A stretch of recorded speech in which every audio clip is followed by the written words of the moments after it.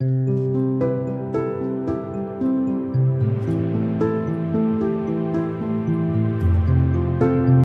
వారం మనం ఏ వాక్యం చెప్పుకున్నాం? వాళ్ళకి మంచి లక్షణాలు ఉన్నాయా, చెడు లక్షణాలు ఉన్నాయా? ఏమేమి ఉన్నాయంటారు మంచి లక్షణాలు?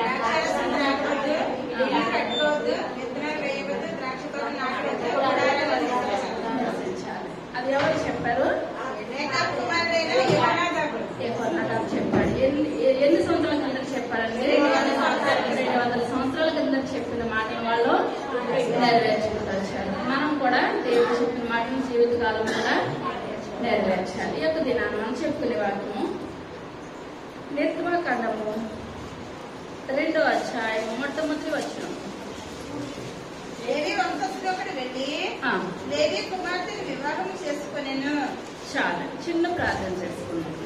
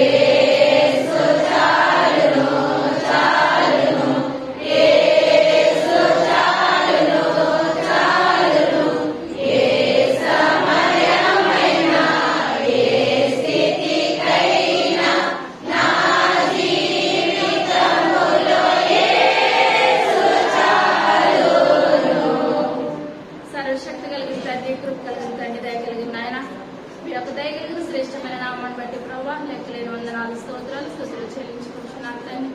అయ్యా మీ యొక్క దినాల వాక్యం చెప్పడానికి నాయన నిలబడి నన్ను బాబు మరుగుపరచండి తండ్రి.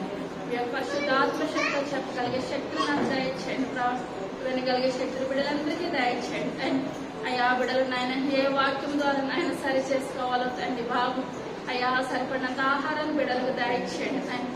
అయ్యా మీ యొక్క వాక్యమే ప్రభా నాయన మా జీవితాన్ని మార్చివేస్తుంది నాయన. అయ్యా యాకోబు భక్తుడు అంటున్నాడు ప్రభా, అయ్యా అద్దం దగ్గరకు వచ్చి మా నాయన అయ్యా మా ముఖం ఎలా సరి చేసుకుంటాము బాబు. మీ యొక్క వాక్యంతో నాయన మా ప్రవర్తన సరి చేసుకుని కృపను దయచేయండి. అయ్యా ప్రార్థనలో మీరు మాట్లాడుకొని అడుగుతున్నాను తండ్రి. అయ్యా మా సంఘం మాట వినే సంఘము ప్రభా, అయ్యా జీవిత కాలము ప్రభా గురి యొద్దకు పరిగెత్తగలిగే కృపను అందరికీ దయచేయమని సరిగా రాబోతున్న యేసయ్య నామమున పెట్టుకొనిచున్నాము తండ్రి. ఆమేన్. హల్లెలూయా. చదువు వాక్యం వల్ల చదువు. లేవి వంశస్థుడొకడు వెళ్ళి లేవి కుమార్తెను వివాహం చేసుకొనెను. చాలండి. లేవి వంశస్థుడు అనగా ఎవరండి? లేవి వంశస్థుడు అనగా లేవి వంశస్థుడు ఎవరు చెప్పాలి, కరెక్ట్ గా చెప్పాలి. ఇక్కడ లేవి వంశస్థుడు అనగా ఎవరు? లేవి వంశస్థుడు ఎవరు? యాజకత్వం చేసిన లేవి అంటారు కానీ ఇక్కడ మనిషి కావాలి. ఇక్కడ లేవి ఎవరు పెళ్లి చేసుకున్నారు? ఎవరెవరిని పెళ్లి చేసుకున్నారు? ఎవరు లేవి వంశస్థుడు ఎవరు చెప్పాలి? చెప్పండి. ఆమ్రాము, యొక్బేదు. ఎవరెవరు వివాహం చేసుకున్నారండి? లేవి వంశస్థుడు అనగా ఎవరు? ఆమ్రాము. ఎవరు వివాహం చేసుకున్నాడు? యొక్బేదు వివాహం చేసుకున్నాడు. ఇప్పుడు మనం చూసినట్లయితే దేవుని బిడ్డలు ఏం చేయాలండి? వివాహం చేసుకోవాలి. లేవి వంశస్థుడు ఎవరు వివాహం చేసుకున్నాడు? లేవి వంశీయులు. అదే నిర్గమకాండం 6వ అధ్యాయం 20వ వచనం. ఆమ్రాము తన మేనత్తి అయిన యొక్బేదుని పెళ్లి చేసుకొనెను. ఆమె అతనికి అహరోనును మోషేను కనెను. మోషేను కనెను. ఆమ్రాము 137 ఏళ్ళు నేను ఇస్సాకు కుమారులు చాలా అంటే ఎన్ని సంవత్సరాలు బ్రతికాడండి? 137 ఏళ్ళు.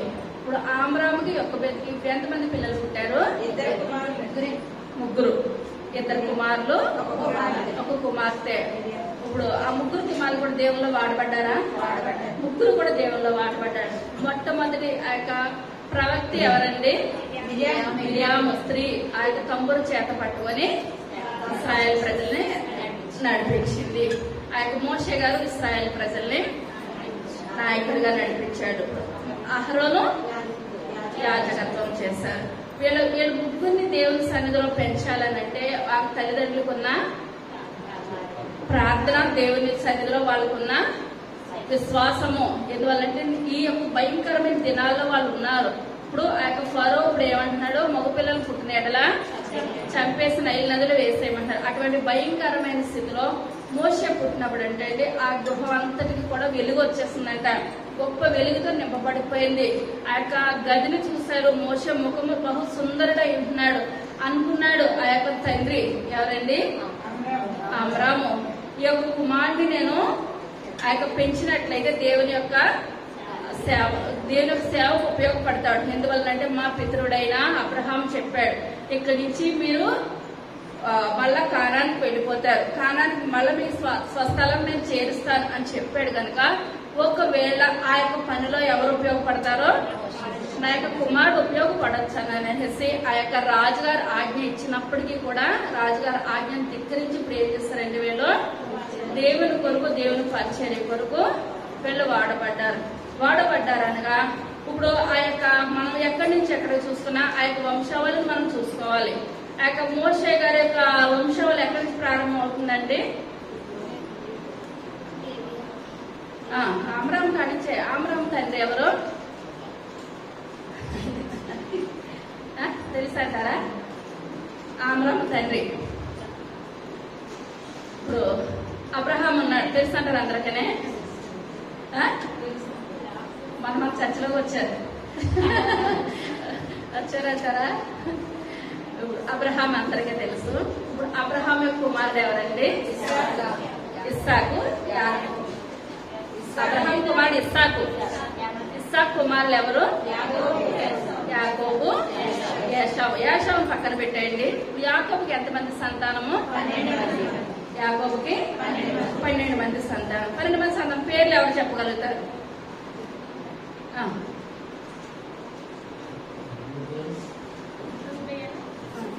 సిమియోను, లేవి, యూదా, ఇశ్రాకారు, జెబులూను, దాను, గాదు, నఫ్తాలి, యోసేపు, బెన్యామీను, ఆషేరు.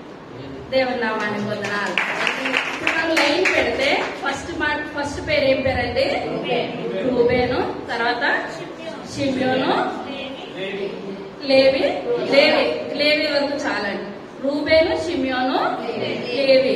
ఇప్పుడు ఆ యొక్క లేవికి ఎంతమంది కుమారులు పుట్టారు? లేవికి. లేవి యొక్క కొడుకు ఎవరండి? కహాతు. అర్థమవుతుంది, గుర్తుపెట్టుకోండి, కరెక్ట్గా ఉంటుంది. ఇప్పుడు అబ్రహాం కుమారుడు ఇస్సాకు కుమారుడు యాకోబు 12 మంది సంతానం. 12 మంది సంతానంలో యొక్క దినాన్ని యాజకత్వం చేసేవాళ్ళంటే లేవి అనగా అర్థం ఏంటి? లేవి అనగా హత్తుకొనుట. ఏంటంటే దానికి అర్థము? హత్తుకొని. ఈ రోజు ఆల వరకు వచ్చేస్తున్నారు ఎందుకో ఏమో. లేవి అనగా ఏంటంటే అర్థము? హత్తుకొనుట. ఇప్పుడు ఫస్ట్ చెప్పారు రూబేను, షిమ్యోను, లేవి. ఇప్పుడు లేవి యొక్క కుమారుడు ఎవరు? కహాతు కుమారుడు ఎవరు?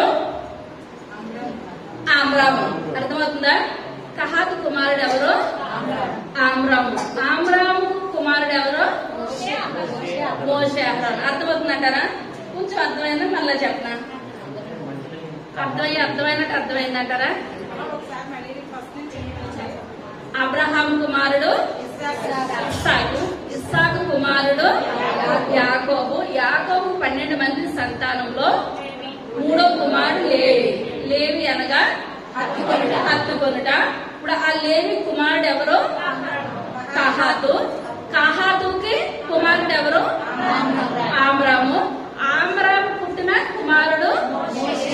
మోషే అహరోను. ఇప్పుడు అర్థమైందంటారా? ఇప్పుడు మోషేకి ఇప్పుడు అబ్రహాంకి లింక్ ఉందంటారా? మోషేకి అబ్రహాం ఇప్పుడు ఏమైంది?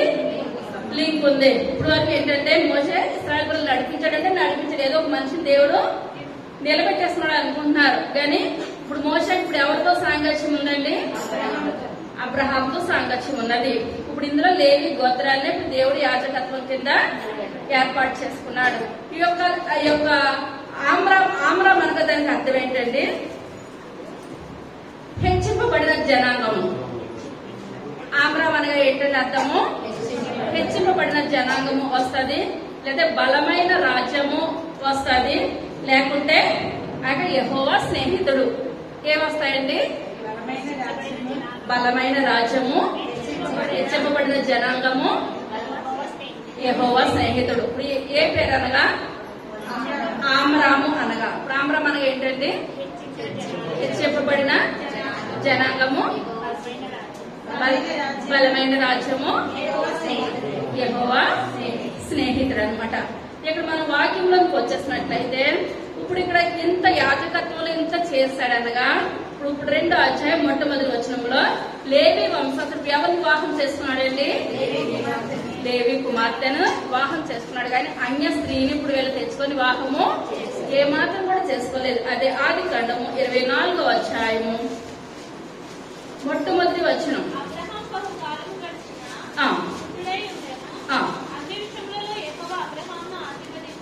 ఆశీర్వదించాను.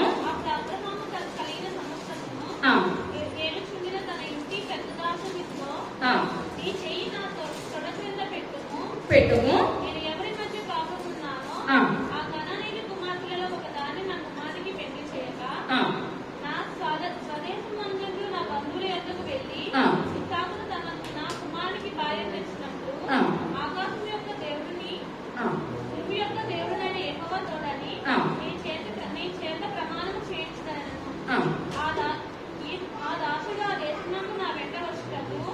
ఒకవేళ ఆ స్త్రీ ఇష్టపడిన ఎడలా నీవు బయలుదేరి వచ్చిన దేశంలో నేను నీ కుమారుని తీసుకుని పోవలనా అని అడగగా అబ్రహాము అక్కడికి నా కుమారుని తీసుకుని పోకూడదు సుమి, నా తండ్రి ఇంటి నుండి నేను పుట్టిన దేశం నుండి తను తెచ్చి నాతో మాట్లాడి ఈ సంతానముకు ఈ దేశం ఇస్తానని ప్రమాణము చేసి నాతో చెప్పిన పరలోకపు దేవుడకు యెహోవా తన దూతను నీకు ముందుగా పంపును, అక్కడ నుండి నీవు నా కుమారునికి భార్యను తీసుకుని వచ్చేదవు.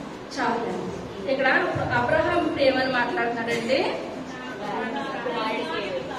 నా కుమారుని భార్య ఎక్కడి నుంచి తేవాలంటున్నాడు? నా జనులలో నుంచే తేవాలి తప్పించి అన్య స్త్రీని పట్టుకొని వచ్చి నా కుమారుడు వివాహం ఎంత మాత్రం కూడా చేయడానికి వీల్లేదు. ఎందువల్ల అంటే ఇప్పుడు రాను వీళ్ళ వంశంలోంచి ఎవరు రావాలండి? ఏసై రావాలి. ఇప్పుడు మోషే గారు ఏది చేసినా సరే ఇక్కడ ఇప్పుడు రేపుగా అన్య స్త్రీ చేసినట్లయితే అక్కడ విగ్రహాలు పట్టుకొచ్చిందంటే ఇప్పుడు ఎంత మాత్రం కూడా కాని పని అనమాట. ఇప్పుడు ఆ ఎలియాజరు ఇప్పుడు ఏం చేస్తాడంటే అబ్రహాం ఏ మాట అయితే చెప్పాడో ఆ మాట చెప్పిన ఆ యొక్క రెప్కాన్ మంచి చక్కటిది అనమాట, సుందరవతి. ఆ యొక్క రెప్కాన్ని పట్టుకొచ్చి వివాహం చేశారు. ఇప్పుడు ఆ ప్రకారం లెక్క ప్రకారం వచ్చింది కనుక ఇప్పుడు ఆ యాకోబు సంతానంలో నుంచి ఇప్పుడు ఒక్కొక్కరు ఇప్పుడు యోధానగా హత్తుకొనటన్నా, యోధానగా స్తుతి అన్నా, ఇప్పుడు లేవి అనగా హత్తుకొనటన్నా దేవుడు వాళ్ళ వంశంలో నుంచి మంచి మంచి బిడ్డలు దేవాల దేవుడు అనుగ్రహించాడు అనమాట. ఈ యొక్క దినాన్ని ఇప్పుడంతా కాదు కానీ ఈ యొక్క దినాన్ని మనం ఎక్కడి నుంచి ఎక్కడికి వచ్చినా లేవి వంశం దగ్గరికి రావాలి. మొదటి దినవృత్తాంతాల గ్రంథము 6వ అధ్యాయము మొట్టమొదటి వచనం. లేవి కుమారులు గెర్షోను, కహాతు, మెరారి. కహాతు కుమారులు అమ్రాము, ఇస్హారు, హెబ్రోను, ఉజ్జియేలు. అమ్రాము కుమారులు అహరోను, మోషే, కుమార్తె మిరియాము. చాలండి. ఇప్పుడు వచ్చిందంటారా? ఆమ్రాము యొక్క బిడ్డలో మోషే, అహరోను, మిరియాము. వీళ్ళు ముగ్గురు కూడా దేవుని యొక్క భక్తులను, దేవుని యొక్క భయంలోను కూడా దేవాదేవుడు వాళ్ళ తల్లిదండ్రులు వాళ్ళు పెంచినట్లుగానే చివరి వరకు కూడా వాళ్ళు ఏం చేస్తారు? దేవుని కొరకు వాడబడ్డారు, పని చేస్తారు. తర్వాత మీకా గ్రంథము 6వ అధ్యాయము 4వ వచనం.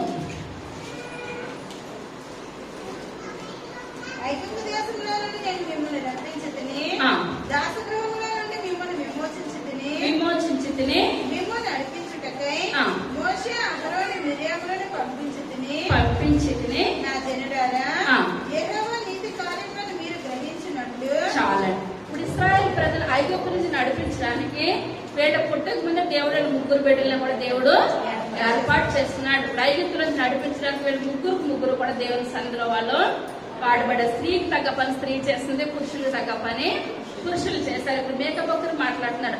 వాళ్ళ ముగ్గురు కూడా దేవుని యొక్క సన్నిధిలో భయభక్తులతో దేవుని సన్నిధిలో జీవించారు, వాళ్ళు వాడబడ్డారు.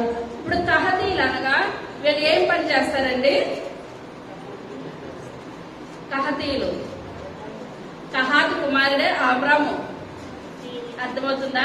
ఇప్పుడు వీళ్ళకి వృత్తి ఏంటి? యాజకత్వం చేస్తారు. ఇంకా ఏం చేస్తారండి? ఇప్పుడు వీళ్ళు ఐగుప్తు నుంచి కానాను నడుచుకుంటా వస్తుంటే దేవుడు 10 ఆజ్ఞలు ఇచ్చాడు. మందసాన్ని ఇచ్చాడంటారా? ఆయన మందసంలో ఏమేమి ఉన్నాయి? మన్నాగల పాత్ర, అహరోను కర్ర, 10 ఆజ్ఞలు. ఆ 10 ఆజ్ఞలు ఉన్నప్పుడు ఇప్పుడు ఎవరు పెట్టేవాడు చదువుకొని వాళ్ళు వచ్చేస్తున్నారు. వీళ్ళందరూ వచ్చేస్తారు కానీ ఇప్పుడు ఇదంతా ఎవరు పడితే వాళ్ళు మోయడానికి ఏమాత్రం కూడా వీలు లేదు.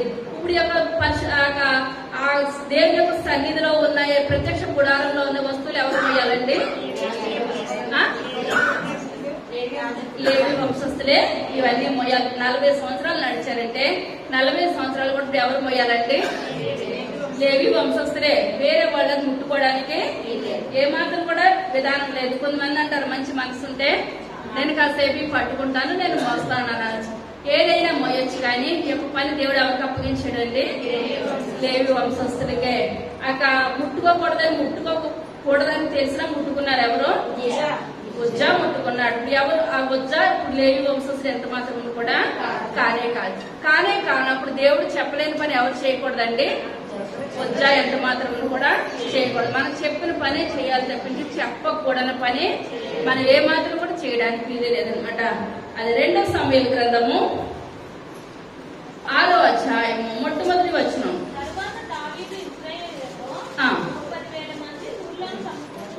సమకూర్చుకొని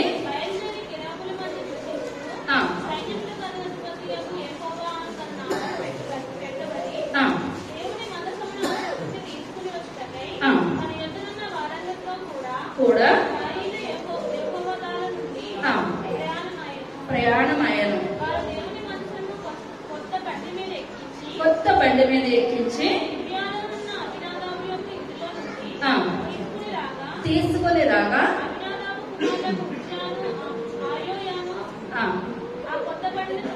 తోలిది.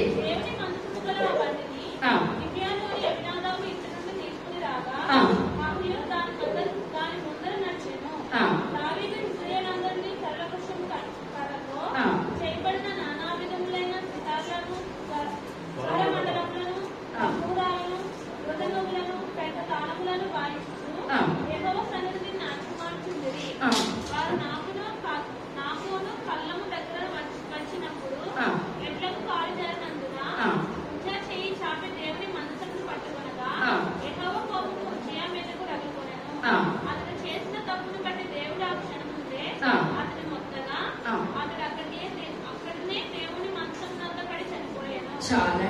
ఇప్పుడు దావీదు మహారాజు మందసాన్ని పట్టుకొని వస్తున్నాడు అనుకున్నాడు. దావీదు మహారాజు ఎందువల్ల? దావీదుకు తెలుసా కదా ధర్మశాస్త్రము? దావీదుకు తెలుసా? చిన్నప్పటి నుంచి ధర్మశాస్త్రం అంటే తెలుసు, దేవుడు అంటే తెలుసు, దేవుని మాటలంటే తెలుసు, అన్ని తెలుసు. కానీ ఆ ఒక్క విషయంలో కూడా సరిగ్గా ఆలోచించలేదు. అయితే మందసాన్ని ఎలా పట్టుకొని వస్తారని చెప్పాను, చాలా సార్లు చెప్పాను. మందసాన్ని ఎలా పట్టుకురావాలి? దేవుడు మందసాన్ని యాజకులు భుజముల మీద పట్టుకొని తేవాలి. కానీ ఎటు పెడతాడు? బండ్ల మీద అలా ఇలా కాదు. ఇప్పుడు 40 సంవత్సరాలు బండి మీద పట్టుకొచ్చారంటారా? వీళ్ళు భుజముల మీద పట్టుకొని వచ్చారు. ఇప్పుడు మందసాన్ని ఇప్పుడు ఏం చేయాలి? భుజముల మీద పట్టుకొని రావాలి. కానీ భుజముల మీద పట్టుకొని రాకుండా ఇప్పుడు ఏం చేస్తారండి? దావీదు ఇప్పుడు ఏం చేస్తాడు?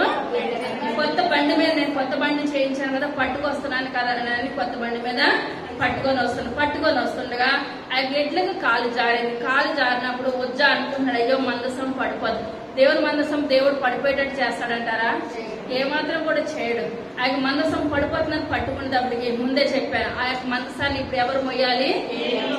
లేవి వంశస్థులే మొయ్యాలి తప్పించి వేరే వాళ్ళు మొయ్యడానికి కానీ పట్టుకోవడానికి కానీ ఏ విధమైన అర్హత కూడా లేదు. కానీ మందసం పడిపోతుంది కదా, ఉజ్జా పట్టుకుంటే మందసం పడిపోయిందో ఉజ్జా చనిపోయాడా?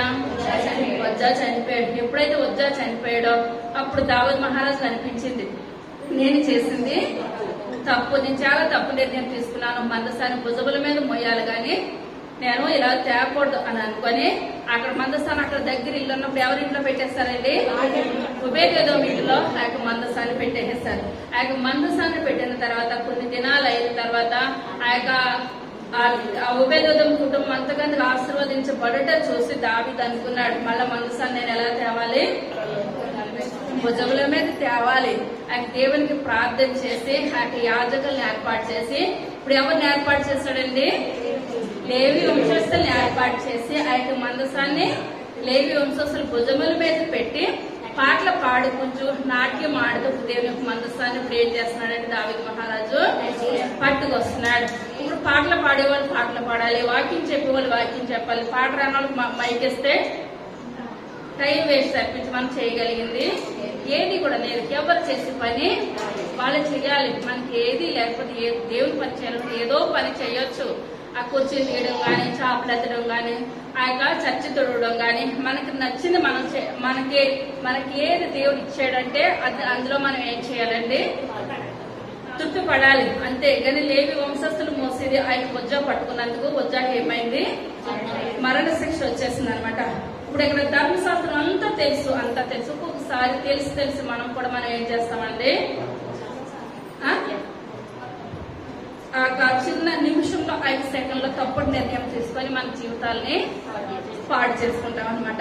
ఇప్పుడు దేవుని యొక్క ఆయన సన్నిధిలో ఇప్పుడు ఇశ్రాయేలు ప్రజలు కరువు వచ్చినప్పుడు ఆ యొక్క ఐగుప్తుకి ఎంతమంది వచ్చారండి? 70 మంది. చప్పట్లు కొడదాం. ఆ 70 మంది వచ్చారు. 70 మంది వచ్చిన తర్వాత వాళ్ళు అంతకంతకు ఇప్పుడు ఏం చేస్తున్నారండి?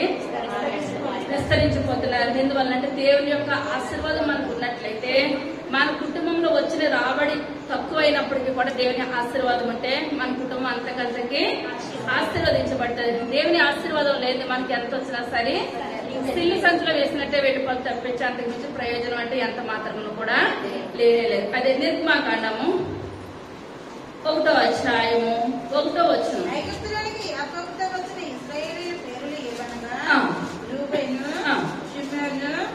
లేవి, యోదా, ఇస్సాకారు, జెబూలూను, బెన్యామీను, దాను, నఫ్తాలి, గాదు, ఆషేరు వీరిలో ప్రతి వాడును తన కుటుంబముతో వచ్చెను. యాకోబు గర్భమున పుట్టిన వారందరూ 70 మంది. అప్పటికి యోసేపు ఐగుప్తులో ఉండెను. యోసేపును అతని అన్నదమ్ములందరూ ఆ తరము వారందరూ చనిపోయిరి. ఇశ్రాయేలు బహు సంతానము గలవారే అభివృద్ధి పొంది విస్తరించి అత్యధికంగా ప్రబలిరి. వారున్న ప్రదేశము వారితో నిండి ఉండెను. అప్పుడు యోసేపుడు ఎరుగని క్రొత్త రాజు ఐగుప్తుని ఏలనారంభించెను. అతడు తన జనులతో ఇట్లనెను, ఇదిగో ఇశ్రాయేలు సంతతి అయిన ఈ జనము మనకంటే విస్తారముగాను బలిష్టముగాను ఉన్నది. వారు విస్తరింపకుండానట్లు మనము వారి ఏడల యుక్తిగా జరిగించుదుము రండి. వేరే ఏడల యుద్ధము కలుగునప్పుడు కూడా మన శత్రువులతో చేరి మనకు విరోధముగా యుద్ధము చేసి ఈ దేశంలో నుండి వెళ్లిపోదురేమో అనెను. కాబట్టి వారి మీద పెట్టిన భారములలో వారిని శ్రమ పెట్టుటకు వెట్టి పనులు చేయించే అధికారులను వారి మీద నియమింపగా వారు ఫరో కొరకు ధాన్యాదులను నిల్వ చేయి పీతోము రామశేషుని పట్టణములను కట్టింది. అయినను ఐగుప్తీయులు వారిని శ్రమ పెట్టిన కొలది వారు విస్తరించి ప్రబలిరి గనుక వారు ఇశ్రాయేలు ఎడల అసహ్యపడిరి. ఇశ్రాయేలు చేత ఐగుప్తీయులు కఠినముగా సేవ చేయించుకునిరి. వారు ఇశ్రాయేలు చేత చేయించుకున్న ప్రతి పని కఠినముగా ఉండెను. వారి జగట వంటి పనిలోను విడుగని పనిలోను పొలములో చేయి ప్రతి పనిలోనూ కఠిన సేవ చేయించి వారి ప్రాణములను విసిగించిరి. మరియు ఐగుప్తు రాజు షిప్రక్, పూయా అని హెబ్రీల మంత్రసానులతో మాట్లాడి, మీరు హెబ్రీ స్త్రీలకు మంత్రసాని పని చేయించు వారిని కాన్పేటల మీద చూచినప్పుడు మగవాడని ఎడల వారిని చంపుడి, ఆడదాని ఎడల దాని బ్రతుకనీయుడని వారితో చెప్పెను. అయితే ఆ మంత్రసానులు దేవునికి భయపడి ఐగుప్తు రాజు తమకు ఆజ్ఞాపించినట్లు చేయక మగ పిల్లలను బ్రతుకనీయగా. చాలా ఇప్పుడు ఎవరు ఎందుకు భయభక్తులు ఉన్నాయండి వాళ్ళకి? దేవుని యందు ఆ యొక్క క్షిప్ర పూయ వాళ్ళ మంత్రసాలలు అన్నమాట. ఆ మంత్రసాలకి దేవుని మీద ఆ యొక్క భయభక్తులు ఉండడం వలన వాళ్ళ మగపిల్లలైనా సరే వాళ్ళు ఏం చేస్తున్నారండి, బ్రతకనిస్తున్నారు. ఆ బ్రతకనిస్తున్న సమయంలో మోషే గారికి దేవుడు పుట్టాడు అనమాట. దేవాతి దేవుడు ఆ యొక్క ఆమ్రాముకి యొక్క వ్యక్తికి మోషే గారిని ఇచ్చారు. మోషే గారిని ఇచ్చినప్పుడు ఆ గది అంతా కూడా వెలుగుతో నింపబడిపోయింది. వెలుగుతో నింపబడిపోయినప్పుడు తల్లిదండ్రులు అనుకున్నారు, దేవుని కొరకు కుమారుడు ఉపయోగపడతాడు, ఈ కుమారుడు మనం పెంచాలి అని రాజాజ్ఞ అంత కఠినమైన ఆజ్ఞ ఇచ్చినప్పటికీ కూడా ఎందువల్లంటే ఇశ్రాయేల్ ప్రజలు 70 మంది వచ్చారు. ఇప్పుడు 20 లక్షల కాల్బలం వరకు పెరిగిపోతున్నారు. ఆయన పెరిగిపోతున్నప్పుడు ఎందువల్లంటే దేవుని కృప వాళ్ళకి తోడుగా ఉన్నది. వీళ్ళు ఇంతకింతకి ఎదిగిపోతున్నారు. మన జనాంగం ఎక్కడ చూసిన జనాంగము అక్కడే ఉన్నది. ఒకవేళ యుద్ధాలు జరిగినప్పుడు వీళ్ళకి మనతోటి మన తరపున యుద్ధం చేయరు, వేరే మనకి విరుద్ధంగా వాళ్ళు యుద్ధం చేస్తారనుకొని ఇప్పుడు వీళ్ళని చంపాలి పనిలో కూడా కఠినంగా చేసేస్తున్నారు. కఠినంగా చేసేసి వెట్టి పనులు ఎక్కువ చేస్తారు. ఎంత చేయించినప్పుడు కూడా ఇశ్రాయేలు ఇప్పుడు ఏం చేస్తున్నారు, అంతకంతకు ఆశీర్వదించబడతారు. జనాంగం బహుగా విస్తరించిపోతుంది. ఆయన విస్తరించిపోతుంటే చూసి ఆయన క్షిప్రాన్ని పూయాలను పెట్టించి మగపిల్లలైన వాళ్ళ మీరు చంపేసేయండి, ఆడపిల్లలైన వాళ్ళ మీరు బ్రతికినేమని చెప్పినప్పుడు దేవుడు గారికి గొప్ప కృపను దయచేసి వీళ్ళు నమ్ముకున్న దేవుడు నిజమైన దేవుడు అనే మంత్రస్థానం గుర్తెరిగి అక్కడ బ్రతికించినప్పుడు ఇప్పుడు మోషేని 3 నెలలు పెంచారు. 3 నెలలు పెంచిన తర్వాత ఇంకా అక్కడి నుంచి మోషేని పెంచలేక ఇప్పుడు ఏం చేస్తారండి, ఒక జమ్ము పెట్టిలో వేసి నైల్ నదిలో వేసేసారు. నైల్ నదిలో ఎక్కువ ఏముంటాయి, మొసళ్ళు ఉంటాయి. వాళ్ళకి చేపలే వృత్తి, కానీ ఆ చేపలకి ఉంటాయి ఎక్కువగా ఏముంటాయండి, మొసళ్ళు కూడా ఉంటాయి అనమాట. అక్కడ ఉన్న ఆ యొక్క స్థితిలో ఆ నైల్ నదిలో వేసేసినప్పుడు అదే సమయంలో ఇప్పుడు ఎవరు వచ్చారు, రాజుగారి యొక్క కుమార్తె వచ్చింది. కుమార్తె వచ్చినప్పుడు రాజుగారి కుమార్తె దగ్గర ఎవరు ఉంటున్నారండి, మిరియాము ఉంటుంది. ఏదో కొట్టుకొస్తుందని చెప్పినప్పుడు మిరియాము తెలుసా తన తమ్ముడే అన్నానని తెలుసు. ఇప్పుడు ఏమంటుంది రాజుగారి కుమార్తె, ఇతను చాలా ఎప్పుడైతే జమ్ము పెట్టి తీసారో కుమారుడు ఏడుస్తున్నాడు అనమాట. జమ్ము పెట్టిలో నుంచి ఎప్పుడైతే తీసారో ఆయన రాజుగారి కుమార్తెకి ప్రేమను పుట్టించాడు దేవుడు. ఏదైనా సరే ప్రేమను పుట్టించాలన్నా దేవుని చేతిలోనే, పరో యొక్క హృదయం కఠినపరచాలన్నా కూడా దేవుని యొక్క చేతిలోనే. దేవుని విరుద్ధంగా మనం ఈ లోకంలో ఏది కూడా చేయలేము. ఇప్పుడు ఆ కుమార్తె అంటుంది, కుమారుడిని నేను దత్తత తీసుకుంటాను, నేను పెంచుకుంటాను. ఈ యొక్క కుమారుడికి పాలించి ఎవరైనా పెంచుతారని చెప్పినప్పుడు ఈ యొక్క మిరియాం ఏమంటుందండి, హెబ్రీ స్త్రీలో నేను ఒక స్త్రీని పట్టుకొని వస్తాను. ఎవరు పట్టుకొని వచ్చిందండి, తన తల్లినే పట్టుకొని వచ్చింది అనమాట. ఇప్పుడు రాజుగారి కుమార్తె ఈమెకు డబ్బులు ఇచ్చి నా కుమారుడిని పెంచు అని చెప్పినప్పుడు ఆ యొక్క పాలు ఇస్తుండగా ప్రతి విషయంలో కూడా ఏం నేర్పుతుందండి, కుమారుడికి చిన్నప్పటి నుంచి కూడా దేవుని యొక్క భయభక్తులు, దేవుని గురించి అనుకుంటాం, ప్రార్థన చేసుకుంటాం. నా కుమారుడు దేవుని కొరకు వాడబడాలి, నా కుమారుడు దేవుని కొరకు వాడబడాలి. ఇదే చెప్పింది తప్పించి రెండోది ఏమాత్రం కూడా చెప్పలేదు. చిన్నప్పటి నుంచి కూడా మన పిల్లలకు మనం ఏం చెప్పాలండి, దేవుని కొరకు చెప్పాలి, ప్రేమను నేర్పించాలి. కానీ పగ ప్రతీకారాలు ఉన్నాయి మన పిల్లలకి ఏమాత్రం కూడా నేర్పించడానికి వీలు లేదు. ఈ యొక్క తల్లి అయినా ఎక్కువేదు ఏం చేస్తుందండి, మోషేకి దేవుని గురించి చెప్పింది, దేవుని ప్రేమను గురించి చెప్పింది. కానీ ఆ కుమారుడు అంతకంతకి ఎదుగుతున్నాడు. కానీ ఇప్పుడు ఎంత ఎదిగాడంటే ఇప్పుడు మోషే గారి గొప్పతనం, ఎవరి గొప్పతనం ఉందండి, ఎవరి గొప్పతనం ఉంది, హెబ్రీ స్త్రీలు బ్రతికినిచ్చిన వీళ్ళ గొప్పతనం ఉంది, ఆ మద్రసాల గొప్పతనం ఉంది. కానీ ఈ విధంగా పెంచగలిగిన కారణము తల్లిదండ్రుల బాధ్యత. అర్థమవుతుందంటారా? మన బిడ్డలు ఒక మంచి స్థితిలో ఉన్నారంటే దానికి కారణం ఎవరు, తల్లిదండ్రుల బాధ్యత. తల్లిదండ్రులు ఇప్పుడు ఏం చేయాలి, వాళ్ళకి ఎందులో ఇంట్రెస్ట్ ఉందో తల్లిదండ్రులు ఇప్పుడు ఏం చేయాలండి, అర్థం చేసుకోవాలా. వాళ్ళకి ఇష్టం లేని మనం చదివించేసి ఇష్టం లేని దాని దగ్గర ఎంతసేపు కూర్చోబెట్టినా సరే ప్రయోజనం ఎంత మాత్రం కూడా లేదు. మన పిల్లలకు దేవుడి గురించి కూడా ఇష్టంగా చెప్పాలి, ఇష్టంగా దేవుని సన్నిధిలో కూర్చోబెట్టాలి. మనకు కష్టంగా మనం ఏది కూడా చేయట్లేము. మా పిల్లలకి కుటుంబాలకు ఇష్టంగా చెప్తాను, దేవుని కొరకు మనం వాడబడాలి, దేవుని కొరకు మనం పని చేయాలి. మన ఇష్టంగా పాటలు పాడతారు, ఇష్టంగా వాక్యం చదువుతారు, ప్రార్థన చేస్తారు. ఎందుకంటే మనకు కష్టంగా ఎక్కడ కూడా వాళ్ళని కూర్చోబెట్టలేము, ఇష్టంతో అనమాట. ఇక్కడ తల్లిదండ్రులు బాధ్యత చాలా తీసుకున్నారు. ఎందువల్లంటే అంత భయంకరమైన స్థితిలో మొట్టమొదటిగా రాజుకు తెలిసిందంటే తల్లిదండ్రులే చంపేస్తారు అనమాట. అటువంటి స్థితిలో నా కుమారుడు నేను ఏం చేయాలి, దేవుని కొరకు పెంచాలి, దేవుని కొరకు వాడపడాలి అన్న పట్టుదల తల్లిదండ్రులకి వచ్చింది. ఆ యొక్క తల్లిదండ్రులు చెప్పిన మాట ఎవరు ఆలోచించారండి? కుమారుడు ఆలోచించారు. అలాగ ఆలోచించాలంటే మనం చిన్నప్పటి నుంచి మన పిల్లలు మనం ఎలా చేయాలండి? దేవుని యందు భయభక్తుల్లో మనం పెంచాలి. ఆ యొక్క మొక్క యొక్కనిది బాగానే ఎంతమందిని కూడా వంగదు. మన సండే స్కూల్ నుంచి మన పిల్లల్ని తీసుకొచ్చినట్లయితే ఆరాధన పెద్దవాళ్ళు ఆరాధనకు వస్తారు. మనం చిన్న పిల్లలు ఇంటి దగ్గర పెట్టేస్తామంటే వాళ్ళకి అదే అలవాటు అయిపోద్ది. నువ్వు వెళ్ళొచ్చి నేను ఇంటి దగ్గర ఉంటానని అంటారు. కానీ ఇక్కడ మోషే గారికి ఎప్పటి నుంచి అలవాటు అయిందండి? చిన్నప్పటి నుంచి కూడా దేవుని కొరకు వాడబడాలి. ఇప్పుడు తల్లిదండ్రులు కూడా ఇప్పుడు నా కొడుకే ఉన్నాడా వీళ్ళందరినీ నడిపించడానికి దేవుడు కొరకు వాడుకుంటాడు అని అనుకున్నారంటారా? ఏమాత్రం అనుకోలేదు. నా పిల్లలు దేవుని పని కొరకు వాడబడాలి, నా పిల్లలు దేవుని పని కొరకు వాడబడాలి. అంత శ్రద్ధ తల్లిదండ్రులు తీసుకున్నారు.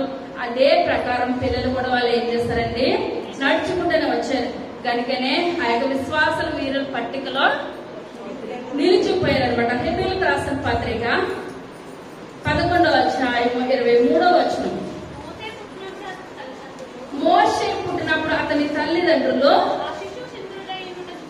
ఆ శిశువు సుందరంగా ఇండుట చూచి విశ్వాసమును బట్టి రాజాజ్ఞకు భయపడగా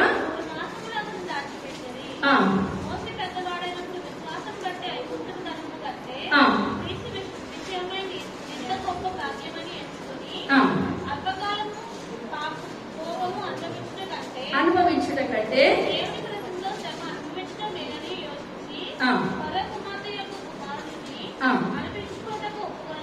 ఒప్పుకొనలేదు.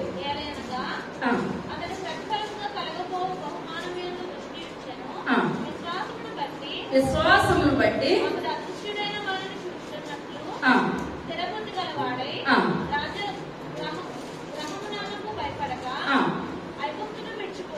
చాలండి. ఇక్కడ ఇప్పుడు తల్లిదండ్రులు ఎవరికి భయపడ్డారంటే ఇప్పుడు విశ్వాస వీరుల పట్టికలో ఎక్కడమంటే అయితే హెబ్రీ పత్రికలో అశమాషాయన విషయం అయితే ఎంత మాత్రం కూడా కాదు. అటువంటి కఠినమైన శిక్ష వేసినప్పుడు కూడా మోషే గారి తల్లిదండ్రులు ఎవరికి భయపడ్డారండి? దేవునికి భయపడ్డారు, దేవునికి లోబడ్డారు. తల్లిదండ్రులు లోబడ్డారు, వాళ్ళు కూడా విశ్వాసుల వీరుల పట్టికలోకి వచ్చారు. తర్వాత మోషే కూడా నేను ఇక్కడ దేవుని కొరకు నేను పని చేయను, రాజుగారి కుమారుడిగా నేను అనిపించుకుంటాను, దత్తత తీసుకున్నాడు కదా. 40 సంవత్సరాలు ఎక్కడున్నాడంటే మోషే? ఐగుప్తులో ఉన్నాడు. 40 సంవత్సరాలు మిద్యానులో ఉన్నాడు. 40 సంవత్సరాలు ఇశ్రాయేలు ప్రజలను నడిపించాడు. 40 అనమాట. ఇక్కడ చూసుకున్నట్లయితే మోషే గారు అనుకుంటున్నారు నాకు ఇంకా అరణ్యంలో నడవడం ఎందుకు, ఆ యొక్క మిద్యానికి వెళ్లి 40 సంవత్సరాలు ఉండడం ఎందుకు, నేను వాళ్ళు చెప్పినట్లు ఆ యొక్క ఐగుప్తి జనాంగం కింద నేను ఉన్నట్లయితే ఇప్పుడు మోషే సేఫ్ గా కుర్చీలో కూర్చుంటాడు అనమాట. ఏసీ రూమ్ లో కూర్చుంటాడు. మన ఏసీలు ఉన్నాయో లేవో మనసు ఎలా ఉంది. కానీ ఇప్పుడు దేవుని కొరకు ఆడపడ్డాడు కనుక 40 సంవత్సరాలు ఇప్పుడు ఏం చేస్తాడండి? ఇశ్రాయేలు నడిపించుకుంటూనే వచ్చాడు. మధ్యలో గొడవలు, గందరగోళం, వాళ్ళ మాట వినకపోవడం, ఆ మాట వినకపోవడంలో వాళ్ళ ద్రోహులారని అనడం, దేవునికి కోపం రావడం. ఇప్పుడు ఇంత చేశాడు. ఇంత చేసి ఒక్క మాట అన్నందుకు బండతో మాట్లాడంటే బండనే కొట్టాడు ఆయన.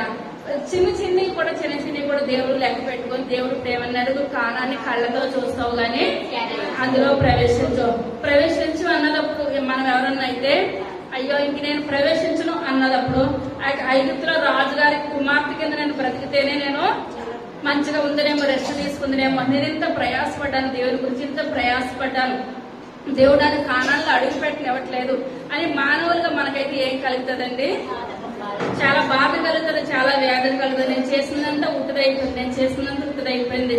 కానీ మనం చేసిన ప్రయాసం అంతా మానవుల దగ్గర ఉత్తదైపోద్దేమో, కానీ దేవుని దగ్గర అది ఏం చేస్తుందండి? మనం చేసిన ప్రతి పనికి కూడా దేవుని దగ్గర లెక్క ఉంటది అనమాట. మానవులు లెక్క చేయనివ్వకపోయి కానీ మనం ఎవరికైనా గ్లాసులు చన్నీళ్ళు ఇచ్చినట్లయితే చన్నీళ్ళకి ఇచ్చిన ప్రతిఫలం దేవుడు మనకు ఊరికినే పోల్చే దేవుడైతే ఎంత మాత్రం కూడా కాదు. కానీ మరి ఇప్పుడు కానాన్ని ప్రవేశించడా మోషే గారు? ప్రవేశించలేదు, చనిపోయారు. కానీ దేవాదేవుడు ఈ యొక్క లోకంలోనికి వచ్చినప్పుడు ఆ యొక్క శిష్యులతో రూపాంతర కొండ మీదకి వెళ్ళినప్పుడు ఎవరెవరు వెళ్ళారని యేసయ్య కూడా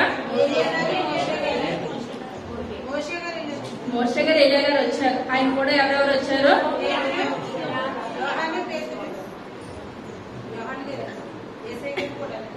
యేసయ్య కూడా రూపాంతర కొండ మీద యాకోబు యోహాను వీళ్ళు వెళ్ళినప్పుడు ఆ పైనుంచి ఎవరు వచ్చారు?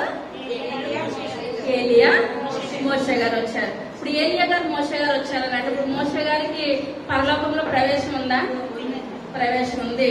కానీ ఆయన ఒక్క మాట నిందించారంటారా? మోషే ప్రభా నేను 40 సంవత్సరాలు నడిపించడం ఏంటి, నేను కానాల్లో ఉండకపోవడం ఏంటి, ప్లస్ ఇప్పుడు ఏంటంటే మోషే వెనకాల మోషే కుమారులు కూడా ఇప్పుడు ఏం తీసుకుంటలేదు, యాజకత్వం తీసుకుంటలేదు, అంతా అహరోను కుమారులకు వెళ్ళిపోతుంది. ఏమైనా బాధపడ్డారంటారా మోషే గారు?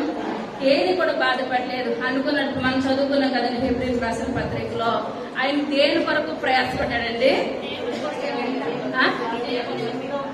విశ్వాసమును బట్టి. ఈ లోకంలో ఏది ఆశపడలేదు, కానీ దేని కొరకు ఆశపడ్డాడు? పైన వాటి కొరకే ఎవరు ఆశపడ్డారండి? మోషే గారు ఆశపడ్డారు. మనం ఈ లోకంలో పరుగు పెడుతున్నాం. మనకి ఈ లోకంలో ఒక్కొక్కసారి ప్రతిఫలం వస్తుంది, ఒక్కొక్కసారి ప్రతిఫలం రాకపోవచ్చు. కానీ అనుకోవాలి ప్రభా మోషే గారు ఈ లోకం ఆశ వరకు, ఈ లోకంలో ఉన్న ప్రతిఫలం కొరకు మోషే గారు ఎదురు చూడలేదు నాయన. పైన పరలోక పట్టణం కొరకు ఆశపడ్డాడు నాయన. అప్పుడు ఈ లోకంలో మీరున్నప్పుడే ఆ పైనుంచి ఇప్పుడు ఎవరు వచ్చారండి? ఏలియా గారు మోషే గారు వచ్చినప్పుడు ఆయన పరలోకానికి కానాన్ని ప్రవేశించాడు కనుకనే మరలా అక్కడ ప్రత్యక్షం, లేకపోతే అక్కడ ప్రత్యక్షం అయ్యే అవకాశము ఎంత మాత్రం కూడా లేదు. కానీ మనం పందెంలో పరుగు పెట్టినప్పుడు, చివరి వరకు పరుగు పెట్టినప్పుడు దేవుడు మనకు బిడ్డలు తరతరాలు దేవుడు ఏం చేస్తాడండి? ఆశీర్వదిస్తాడు, దీవిస్తాడు. ఒక్కొక్కసారి ఏ రోజు ఆ రోజు చేస్తాడు, ఒక్కొక్కసారి దేవాదేవుడు కొంచెం ఆలస్యం అవుతుంది. కానీ మనం ఏం చేయాలి? ఓపికతో పరిగెట్టాలి. ఇప్పుడు ఆమ్రాము ఒక్క పేరు బిడ్డలు నడిపించడంలో పరుగు పందంలో చాలా ఓపిక తీసుకున్నారు. వాళ్ళు చాలా ప్రార్థనా పనులు అయితే తప్ప ముగ్గురు కూడా దేవుని సన్నిధిలో వాడబడే అవకాశం ఎంత మాత్రం కూడా కలగదనమాట. ప్రసంగి గ్రంథము 12వ అధ్యాయం 13వ వచనం. ఇదంతా వినిన తర్వాత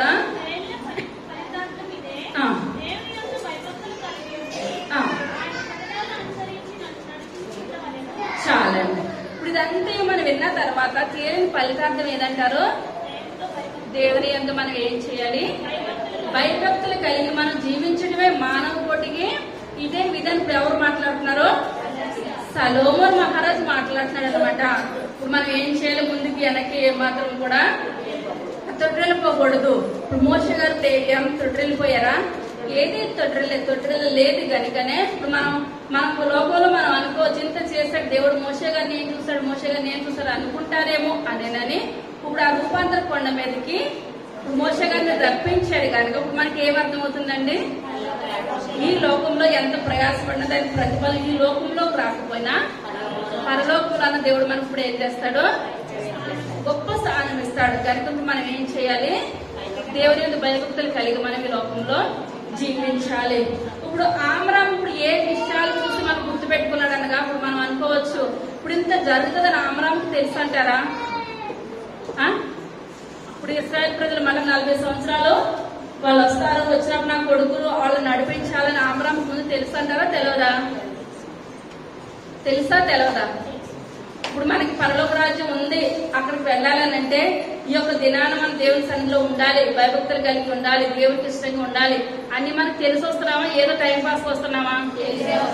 అన్ని కూడా తెలిసే వస్తున్నాము. మన బిడ్డలను కూడా పట్టుకొని తీసుకొని వస్తున్నాం. ఇప్పుడు ఆమ్రాము యొక్క వ్యక్తి ఇదంతా తెలుసు కనుకనే ఇప్పుడు వాళ్ళ ముగ్గురిని ఎలా పెంచాడంటే వాళ్ళ తల్లిదండ్రులు దేవుని యొక్క సన్నిధిలో ఏమేమి పట్టి తెలుసుకున్నాడు అనగా ఆదికాండము 15వ అధ్యాయము 8వ వచనం.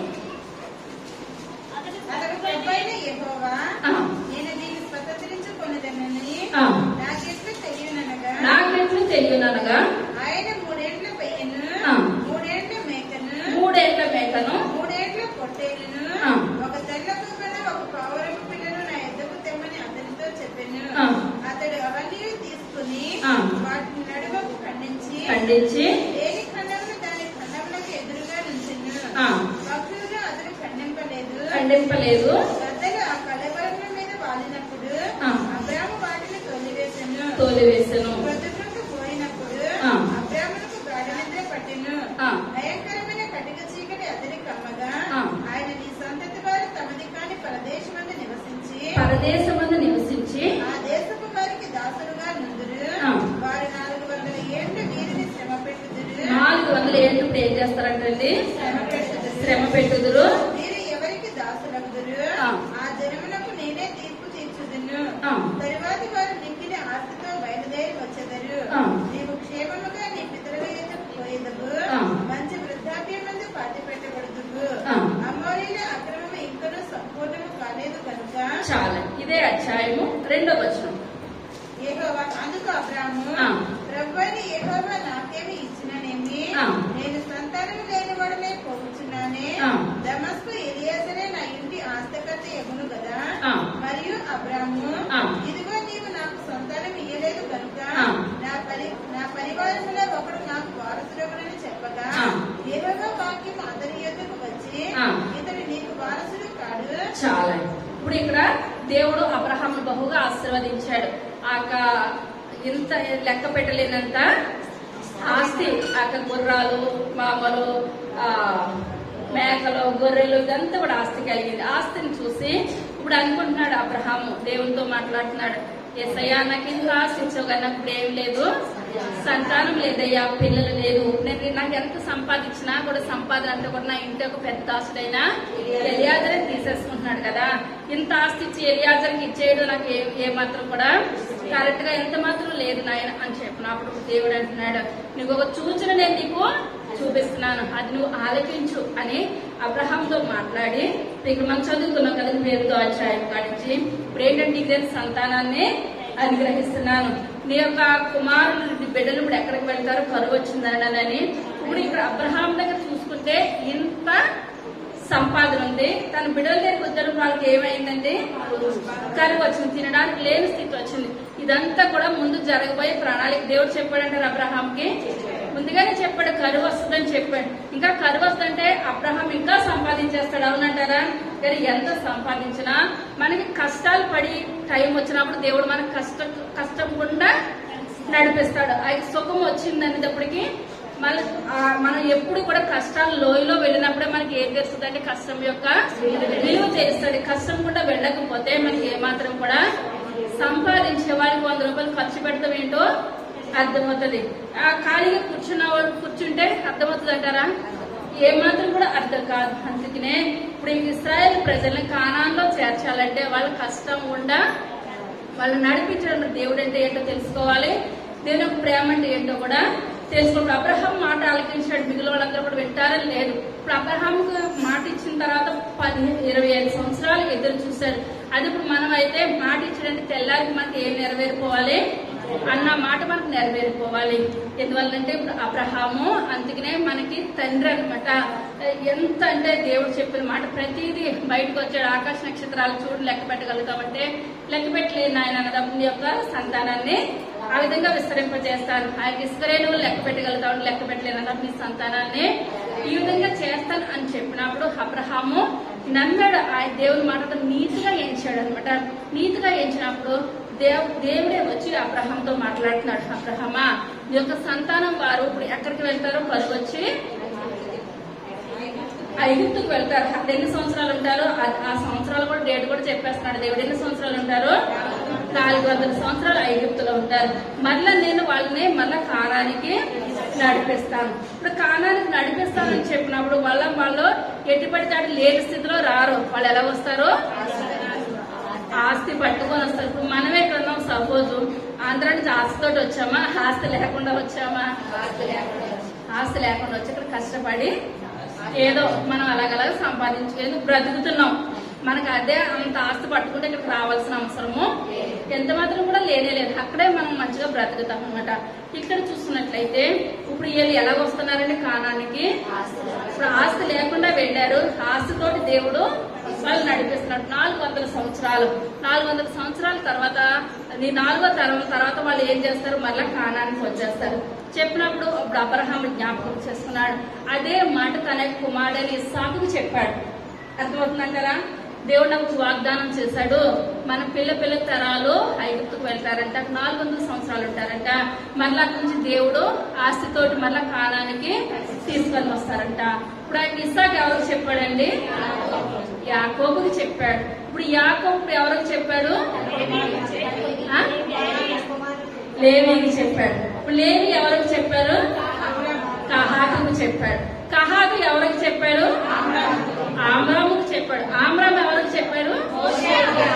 మోషే. మీరు యాజకత్వం చేయాలి, మళ్ళా ఇవన్నీ కూడా మీరే మొయ్యాలి. ప్రత్యక్ష గుడారంలో మందసంలో వాడబడి అన్ని కూడా మీరే మొయ్యాలి, మీరే పట్టుకు రావాలి. దేవుని సన్నిధానానికి తోడుగా ఉంటుంది. దేవుడు మరి మిమ్మల్ని కానాన్లో తీసుకొచ్చేంత వరకు కూడా మిమ్మల్ని దేవుడు ఏమాత్రం కూడా విడిచిపెట్టడు. మీరు దేవుని కొరకు పనిచేయాలి. ఎవరు చెప్పారండి? అబ్రహాము తన కుమారునికి చెప్పాడనమాట. ఈ యొక్క అబ్రహాం గారు చెప్పిన మాటలు ఎవరు గుర్తుపెట్టుకున్నారు? అబ్రహాం గుర్తుపెట్టుకుని తన బిడ్డలు దేవుని పని కొరకు వాడాడు. ఇప్పుడు మనము ఇదంతా కూడా మనకు పరలోక రాజ్యం ఉండాలి అని మనకు తెలుసు. మన బిడ్డలకి ఏనాడైనా చెప్పాము, ఇక్కడ కరెక్ట్ గా ఆన్సర్లు చెప్పేస్తున్నారు. ఇంటికాడ చెప్పగలుగుతున్నారా మన బిడ్డలకి? చెప్తానన్న వాళ్ళు హల్లెలూయా చెప్పండి. చెప్పాలి. మనం ఎందువల్లంటే మనం నేర్చుకున్నది మన బిడ్డలకి చెప్పాలి. మనకి పరలోక రాజ్యం వస్తుంది, పరలోక రాజ్యంలో మనం ప్రవేశించాలి, కుటుంబాలతో మనం వెళ్ళాలంటే మనం ఏం చేయాలి? దేవుని కొరకు మనం వాడబడాలని మనము విన్న మాటలు, దేవుని కొరకు మనం వాడబడింది అంతా కూడా మన బిడ్డలకు మనం చెప్పాలి. ఇప్పుడు అబ్రహాం తన మనమల్ని ఆ యొక్క ఒడిలో కూర్చోబెట్టుకుని ఏమి నేర్పాడండి? ఈ మాటలే 400 సంవత్సరాలు మీరు కరువు వస్తుంది, మరలా మీరు ఆస్తితో వస్తారు. ఈ మాట ఏ మాత్రం చనిపోయేంత వరకు అబ్రహాం మర్చిపోలేదు, ఈ బిడ్డలు ఎవరు కూడా మర్చిపోలేదు. ఇప్పుడు ఇదే గుర్తుతోటి దేవుడు అన్న మాట నెరవేరిందంటారా? 400 సంవత్సరాలు ఐగుప్తుకు వెళ్ళారు, అక్కడ మళ్ళీ ఆస్తితో వచ్చారా? ఆస్తి లేకుండా వచ్చారా? దేవుడు అంటున్నాడు, ఎవరు కూడా బంగారాలు గాని వెండి గాని నా దగ్గర లేదు అన్న వాళ్ళు ఎవరు కూడా ఉండరు. అందరూ కూడా వెండి బంగారాలతోటి ఆస్తి ఐశ్వర్యంతో ఎక్కడికి వస్తారు? మళ్ళా కాలానికి వస్తారు. దేవుడు ఏదైనా అవునంటే అవును, కాదంటే కాదు. ఇదంతటికి నెరవేరగలిగిన కారణం ఏంటంటే మనం విశ్వాసము కలిగి జీవించాలి. విశ్వాసమును బట్టి అబ్రహాము జీవించాడు, కుమారుల్ని దేవుని పనిలో వాడబడ్డాడు. మనం కూడా విశ్వాసమును బట్టి మనం ఏం చేయాలండి? మనం ఈ లోకంలో పరిగి పెట్టాలి. అది ఆదికాండము 49వ అధ్యాయం 29వ వచనం.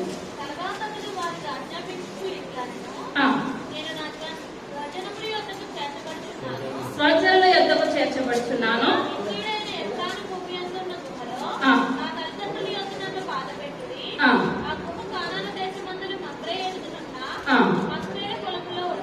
పొలములో ఉన్నది.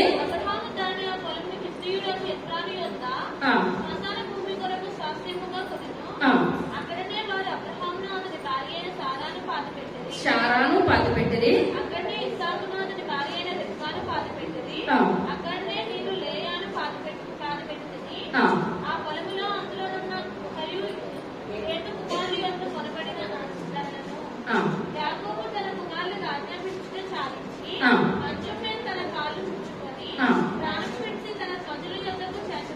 చేర్చబడెను. ఇప్పుడు ఇక్కడ అబ్రహాము చనిపోయేటప్పుడు ఏ పొలం కొన్నాడండి?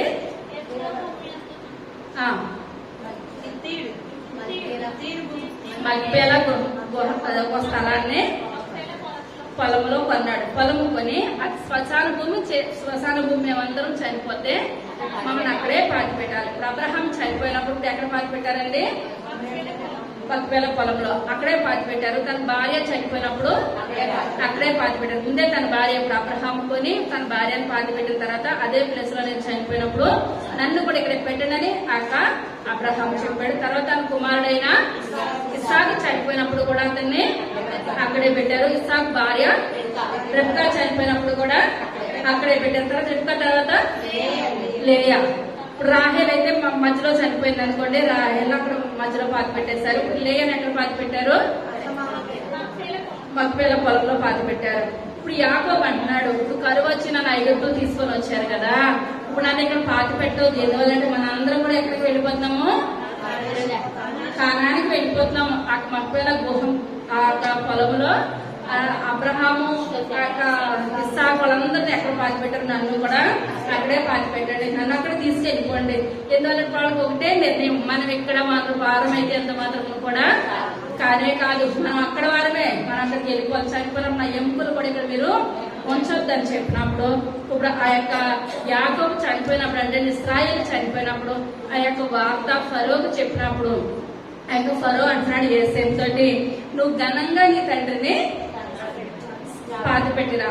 మనకి ఈ లోకంలో పుట్టినప్పుడు మనకు తెలియదు, తర్వాత బ్రతికినంత కాలం కూడా ఏదో మంచిగుంటే మంచిగా బ్రతుకుతాం, చెడ్డగా ఉంటే చెడ్డగా బ్రతుకుతాం. మన మంచి చెడ్లంతా చనిపోయినప్పుడే తెలుస్తుంది. ఆ రాత్రి అంతా కూడా కూర్చొని మనం చేసిన మంచి పనులైనా అప్పుడే చెప్పుకుంటారండి, చెడ్డ పనులైనా అప్పుడే చెప్పుకుంటారు. ఇప్పుడు ఈ యాకోబు వీళ్ళందరినీ ఆశీర్వదించాడు, దీవించినప్పుడు ఇప్పుడు అక్కడ ఉన్న ఫరో యొక్క సైన్యం కూడా వచ్చిందంటండి యాకోబుని పాతి పెట్టడానికి. అసలు ఎంత ఘనంగా జరిగిందంటే మరణము అంత ఘనంగా జరిగింది. మనకి ఈ లోకంలో ఏది ఘనంగా ఉండాలండి? మరణం చాలా ఘనంగా ఉండాలి మన జీవితంలోను. ఇక్కడ యాకోబులు వాళ్ళందరూ కూడా యోసేపు వచ్చాడు, అక్కడ ఫరో కూడా వాళ్ళ సైన్యాన్ని రథాలతో పంపించి వాళ్ళందరూ కూడా వచ్చి ఆ యోసేపు కుమారులు కూడా చాలా మంది వచ్చారు. వచ్చి మళ్ళా యాకోబుని అక్కడ పాతి పెట్టి మరి వీళ్ళందరూ కూడా బయలుదేరి వచ్చేసారు. మరి వెంటనే వచ్చేసారు కదా, మరి ఇదే మరి 40 సంవత్సరాలు ఎందుకు పట్టిందండి వీళ్ళకి? మరి ఇలాగే వచ్చేయచ్చు కదా ఐగుప్తు నుంచి. ఎందువల్లంటే కష్టాల కొలుమిలో నుంచి మాట వినలేని ప్రజలు గనక అద్భుతాలు చూసైన దేవుడు గుర్తుపెట్టుకుంటారని దేవుడు ప్రేర్ చేస్తున్నాడండి. వీళ్ళనే 40 సంవత్సరాలు సమయం పట్టింది. ఇప్పుడు ఇదంతా అయిపోయిన తర్వాత ఇప్పుడు యాకోబు చనిపోయాడు, ఇశ్రాయేలు చనిపోయిన తర్వాత ఇప్పుడు యోసేపుకి మరణకాలం దగ్గర పట్టింది. కొంతకాలానికి మరణకాలం దగ్గర పట్టినప్పుడు యోసేపు అంటున్నాడు తన కుమారుడితో అక్కడ ఉన్న వాళ్ళందరితోటి కూడా, నేను కూడా చనిపోవడానికి సిద్ధంగా ఉన్నాను, నేను చనిపోయినప్పుడు కూడా నా ఎముకలను ఇక్కడ ఏమాత్రం కూడా పెట్టొద్దు, నేను నా తండ్రిని అక్కడ మక్కేల గుహంలో నేను ఎక్కడ పెట్టానో నా ఎముకలు పట్టుకొని వెళ్ళి మీరు ఉన్నన్ని రోజులు కూడా ఇక్కడే ఉంచండి. ఎందువల్లంటే నేను చనిపోయిన తర్వాత నేను తెలవని రాజు ఇక్కడికి వస్తాడు. ఇప్పుడు నేను రన్నింగ్ లో ఉన్నాను కనుక, నేను ప్రధానమంత్రి స్థానంలో ఉన్నాను కనుక ఇప్పుడు నాకు కూడా మనుషులను పంపించారు, అక్కడికి వెళ్ళారు, పాతి పెట్టారు, వచ్చేసారు. ఇప్పుడు నేను బయటకు వచ్చేసిన తర్వాత ఇప్పుడు అలా పర్మిషన్ ఇవ్వడానికి ఎవరు కూడా ఇక్కడికి ఒప్పుకోరు. వచ్చారంటారా, ఒప్పుకున్నారా ఇశ్రాయేలు ప్రజలు వెళ్తానంటే ఏమాత్రం కూడా ఒప్పుకోలేదు. ఆ ఒప్పుకోలేని స్థితిలో అప్పుడు రాత్రి మీద ఇప్పుడు 10 అద్భుత కార్యాలు చేసినప్పుడు కూడా ఆ యొక్క ఫరో యొక్క హృదయం అంతకంతకు కఠినమైపోయి పంపించను అన్న స్థితిలో కూడా ఇప్పుడు యోసేపు ఎముకలు నాకు వదిలేశారంటారా? యోసేపు ఎముకలు ఎప్పుడు కూడా అక్కడ ఉంచలేదు. యోసేపు ఎముకలను ఎవరు మోస్తారండి? లేవి వంశస్థులు ఏం మోస్తున్నారు? మరి ఇప్పుడు ఎముకలు ఎవరు మోస్తారు?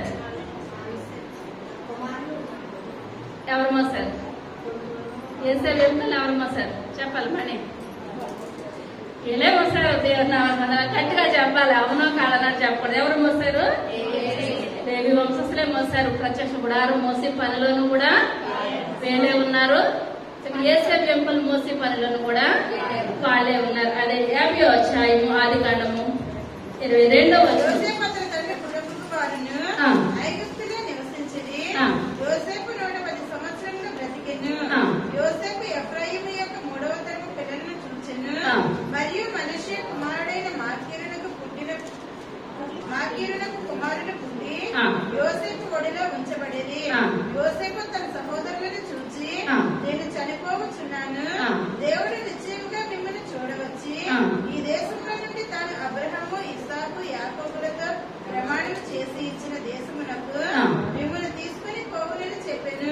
మరియు యోసేపు, దేవుడు నిశ్చయంగా మిమ్మల్ని చూడవచ్చును, అప్పుడు మీరు నా ఎముకలను ఎక్కడ నుండి తీసుకుని పోవాలని చెప్పి ఇశ్రాయేలు కుమారుల చేత ప్రమాణం చేయించుకొనెను. చాలండి. ఇప్పుడు ఏమంటున్నాడు? నన్ను ఏమాత్రం కూడా పాతి పెట్టద్దు. దేవుడు మళ్ళా మనల్ని ఏం చేస్తాడో చూస్తాడు. చూసి మళ్ళందరినీ కూడా ఇక్కడి నుంచి మళ్ళా కానానికి తీసుకొని వెళ్ళిపోతాడు. తీసుకొని వెళ్ళిపోయినంతసేపు కూడా ఇప్పుడు ఒక చనిపోయిన మనిషిని పక్కన పెట్టుకోవాలంటే మాటలంటారా? ఏమాత్రం కూడా ఆశామాష అయిన పని ఏమాత్రం కూడా కాదు. కానీ ఎప్పుడు కదులుతారో తెలియదు, ఎన్ని సంవత్సరాలకి కదులుతారో కూడా తెలియదు. 400 సంవత్సరాలు గడవాలి, రావాలి. ఆ వచ్చినంతసేపు కూడా ఒక పెట్టిలో పెట్టి ఎముకలు సుగంధ ద్రవ్యాలు వేసి చివరి వరకు కూడా వేసే ఎముకలను వాళ్ళు ఏం చేస్తున్నారండి? దాచిపెట్టారు. దాచిపెట్టి ఎముకలు 40 సంవత్సరాలు మొయ్యాలంటే ఆశమాష పని అంటారా? మన ఏదో ఒక 4 రోజులు ఎక్కడైనా ప్రయాణం అయ్యి వెళ్ళాలంటే ఆ లగేజ్ పట్టుకోవడానికే కష్టమైపోతుంది. మరలా అది మళ్ళీ 4 రోజులకే పెట్టి చదువుకొని వస్తున్నారు, కుటుంబాలతో వస్తున్నారు, ఆ యొక్క పశువులతో వస్తున్నారు, అన్నిటితో వస్తున్నారు. ఆ వస్తున్న స్థితిలో కూడా పెట్టిన మొయ్యాలనంటే ఏమాత్రం కూడా ఆశామాష అయిన పని. ఇప్పుడు ఆ 40 సంవత్సరాలు పక్కనే ఉంటది ఆయన పెట్టి. మరలా పడుకోవాలన్నా పెట్టిన పక్కన పెట్టి పడుకోవాలి. మరి దేవుని కొరకు వీళ్ళు ఎంత వాడబడ్డారండి? చాలా వాడబడ్డారు. మాకెందుకులే చచ్చిపోయినట్టు బాగానే చచ్చిపోయి ఒక అవసరం అంటే మనం చేయగలిగింది ఏది కూడా లేదు. కానీ ఏం చేస్తున్నట్టు విశ్వాసమును బట్టి ఇప్పుడు అబ్రహాముకి చెప్పిన మాటను బట్టి ఇప్పుడు ఏం చేస్తున్నారండి? దేవుని సన్నిధిలో నెరవేరుస్తూనే వస్తున్నారు. ఇప్పుడు చివరికి ఆ యొక్క ఎముకలను పట్టుకొని వచ్చి ఎక్కడ పెట్టారు? మల్పేల పొలంలో ఆయన యేసేపు యొక్క ఎముకలను పెట్టారు. ఇప్పుడు ఇంత పెట్టారు అనగా ఇప్పుడు దీని అంతటికీ కూడా ఆమ్రాము యొక్క వేదు ఇలా భయభక్తులతోటి యొక్క మోషేని పెంచకపోతే రాజాజ్ఞకు భయపడినా సరే మేము ఏదైనా సరే నా కుమారుడు నేను ఏం చేయాలి? 400 సంవత్సరాలు దేవుడు ఇచ్చిన గొడవ అయిపోతుంది. మేము వచ్చేటప్పటికి ఇప్పుడు ఇక్కడికి గొడవ అయిపోతుంది కనుక నా కుమారుడు సుందరుడై ఉన్నాడు. ఆ యొక్క గదంతా కూడా వెలుగుతూ నింపబడిపోయింది. దేవుని యొక్క భారం ఇప్పుడు ఎవరు మొయ్యాలి? నా యొక్క కుమారుడు మొయ్యాలి. ఆమ్రామ్ అనుకుంటున్నాడు యొక్క భారాన్ని అంతటిని కూడా ఎవరు మొయ్యాలి? నా యొక్క కుమారుడు మొయ్యాలి. యేసేపు ఎముకలను కూడా పట్టుకొని వెళ్ళాలి. ఈ పనంతటినీ చెయ్యాలంటే నా కుటుంబం వాడబడాలి. మన బిడ్డలు దేవుడి కొరకు పెంచుతున్నాం అంటారండి. మన బిడ్డలు దేవుడి పని కొరకు మనం ఉపయోగించినట్లయితే దానికి మించిన ఆశీర్వాదము ఎంత మాత్రము కూడా లేదు. 40 సంవత్సరాలు మోసారంటే మాటలా, 40 సంవత్సరాలు మందసాన్ని మోసారంటే మాటలా, ఎంత మాత్రము కూడా కానే కాదు. కానీ ప్రతి దానికి కూడా దేవుని సన్నిధిలో మనకి ఏముంటదండి? గొప్ప ప్రతిఫలం. దేవుని కొరకు చిన్న పని చెయ్యి, పెద్ద పని చెయ్యి, చేసిన పనిని బట్టి బిడ్డలు తరాలకు దేవుడు ఏం చేస్తాడో ఆశీర్వదిస్తాడు, దీవిస్తాడు. ఇంత గొప్ప కార్యం జరిగింది. ఇశ్రాయేలు ప్రజలు నడిచారు. ఇశ్రాయేలు ప్రజలు మళ్ళీ కానాన్ని వచ్చి వాళ్ళ స్వాచ్ఛాలు వాళ్ళు తీసుకున్నారనగా ముఖ్యమైన పాత్ర ఎవరికి ఉన్నదండి? ఆమ్రాము యొక్క వేరు. ఇప్పుడు మన బిడ్డల పట్ల మన పాత్ర ఏ రకంగా ఉంటుందని మనము ఆలోచించాలి. ఇప్పుడు ఈ యొక్క అబ్రహాంకి మోషేకి ఎక్కడ కనెక్షన్ ఉందో ఒక లేసి చెప్పగలుగుతారా? వంశావళి ఎక్కడ కనెక్షన్ ఉంది చెప్పాలి, ఎవరొకరు చెప్పాలి. కుమారుడు ఇస్సాక్ అండి. ఇస్సాక్ కుమారుడు యాకోబు. యాకోబు మూడో కుమారుడు లేవి కుమారుడేమో కహాతు కుమారుడు ఆమ్రాము. ఆమ్రాము కుమారుడు మోషే. అబ్రహాముకి తరతరాలు ఈ వంశాలు అబ్రహాంకి ఇచ్చిన వాగ్దానాన్ని బట్టి దేవుడు చెప్పాడు కాబట్టి వీళ్ళంతా దాన్ని గుర్తు పెట్టుకుని ఉంటారు. దేవుని నామానుకున్నారు. ఇంకెవరైనా చెప్పగలుగుతారా? అబ్రహాం కుమారుడు ఇస్సాకు కుమారుడు యాకోబు కుమారుడు మూడో కుమారుడు లేవి కుమారుడు కహాతు కుమారుడు ఆమ్రాము కుమారుడు మోషే అహరోను మిరియాము. దేవుని నామానికి వందనాలు. ఇంకా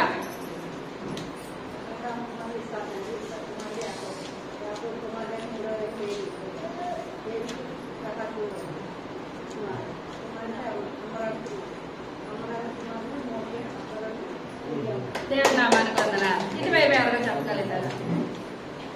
మణిగారు నేను చెప్తున్నాను.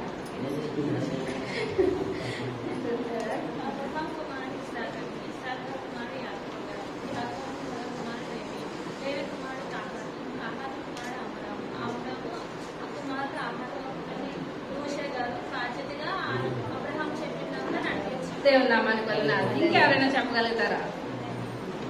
ఇంకా ఎవరైనా తప్పులతో చెప్తాను చెప్పాలి. ఇంకెవరైనా సాయిలక్ష్మి గారు చెప్తారా?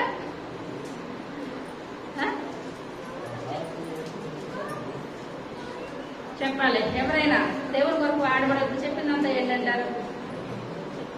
మరలా చెప్పిన వాక్యం అర్థమవ్వలేదంటారా? ఇంకేమైనా చెప్పగలుగుతారా? ఎవరైనా ఒక్కరు చెప్పగలుగుతారా?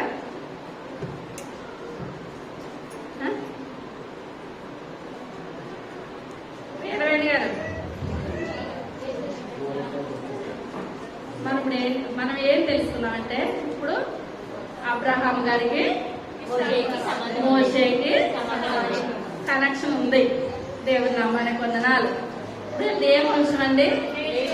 లేవి వంశం. లేవి అనగా హత్తుకొనుట, యోధా అనగా స్తుతి. మనం ప్రతిదానికి అర్థం తెలుసుకోవాలి.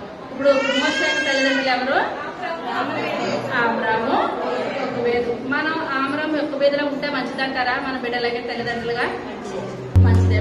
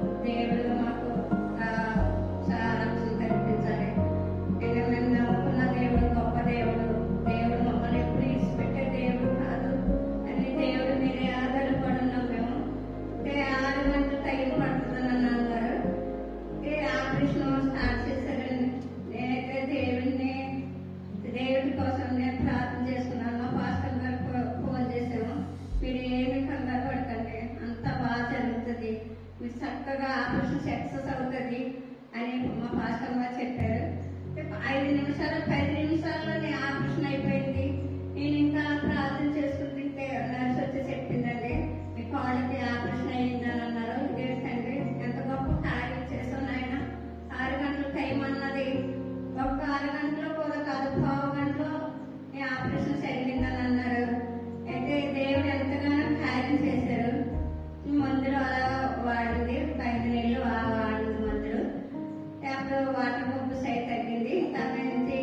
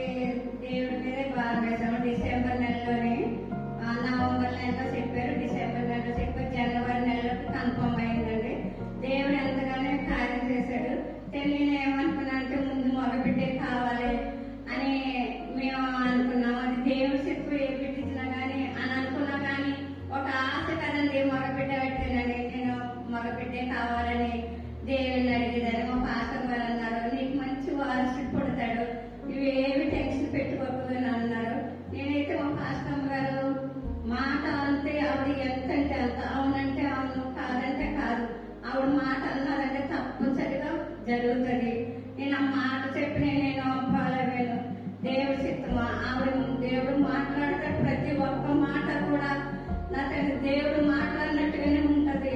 ఏ సమస్య వచ్చినా మా పాస్టర్ గారితో చెప్పుకుంటాను. ఏ సమస్య వచ్చినా ఆవిడే ఒక మాట పెడుతుంది. ఆవిడ ఎంతగానో మాకు కార్యం నెరవేరుతుంది అని దేవుడి మీద మేము ఆధారపడి ఉన్నాము. దీనికోసం అక్కడ మొదలుపెట్టిన దయచేసాడు. ఈ సన్నిధానంలోకి నాకు ఇచ్చిన ఈ దేవుడు ఇచ్చిన బహుమానం నాకు డాక్టర్ వల్ల కాదు, మంత్రుల వల్ల కాదు, దేవుడే ఇచ్చాడు. దేవుడు ఈ బహుమానం ఇచ్చాడని దేవుడికి ఎంతగానో కృతజ్ఞతలు తెచ్చుకున్నాం. చక్కని కుమారం దయచేసాడు. మా పాస్టర్ గారు అన్నారు, నీకెందుకు నీకు చక్కని మగ బిడ్డ పడతాడు అని మా పాస్టర్ గారు చెప్పారు.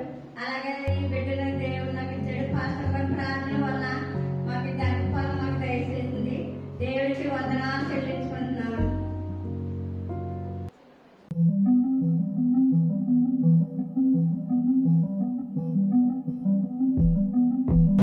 సర్వశక్తి కలిగిన తండ్రి, కృప కలిగిన తండ్రి, దయగలిగిన ఆయన ఈ యొక్క దయగలిగిన శ్రేష్టమైన నామాన్ని బట్టి ప్రభా లెక్కలేని వందనాలు స్తోత్రాలు చెల్లించుకుంటున్నాను తండ్రి. గొప్ప దేవా ఈ యొక్క దినానికి మీరు నాయన చెప్పిన వాక్యాన్ని బట్టి మీకు వందనాలు చెల్లించుకుంటున్నాను తండ్రి. అయ్యా వీటి వల్ల విశ్వాసం కలుగుతుందని మీరు మాట్లాడుతున్నారు తండ్రి. ఆ బ్రాహ్మ యొక్క వేదు ప్రభా నాయన రాజాజ్ఞ కూడా భయపడక ప్రభా అయ్యా బిడ్డలు మీ యొక్క సన్నిధిలో పెంచిన విధానాన్ని బట్టి మీకు వందనాలు చెల్లించుకుంటున్నాను తండ్రి. అయ్యా వాళ్ళు మీ యొక్క సన్నిధిలో వాడబడిన విధానాన్ని బట్టి మీకు వందనాలు చెల్లించుకుంటున్నాను తండ్రి. అయ్యా మా బిడ్డలను కూడా నాయన మీ యొక్క సన్నిధిలో పెంచగలిగే తల్లిదండ్రులు మమ్మల్ని అందరినీ తీర్చిదిద్దాడు తండ్రి. అయ్యా విన్న వాక్యం నాయన మా హృదయాలను మీరు ఫలింప చేయమని అడుగుతున్నాను తండ్రి. అయ్యా మీరు విడిచిపెట్టే వారంగా కాకుండా ప్రభా ఆయన వాక్యానుసారమైన జీవితాలు మా అందరికీ దయచేయమని సరిగా రాబోచున్న యేసయ్య నామమున పెట్టుకొనుచున్నాము తండ్రి. ఆమేన్.